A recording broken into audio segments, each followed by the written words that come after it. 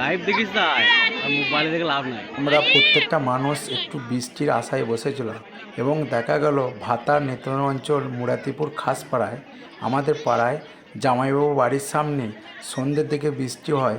বৃষ্টি হওয়ার সঙ্গে সঙ্গে বজ্রপাত হয়, তাল গাছের মধ্যে আগুন ধরে যায় দাউ দাউ করে। জিয়াবুল আমাকে খবর দেয়, যুবকরা ছুটে যায় এবং জল দিয়ে নিয়ন্ত্রণে নিয়ে আসার চেষ্টা করি আগুনটা, কিন্তু পারি না। জিয়াবুল সিভিক পুলিশ উনি ফায়ার ব্রিগেডকে খবর দেয়, ফায়ার ব্রিগেড গাড়ি এসে পুরোপুরি আগুনটাকে নেমে দেয়।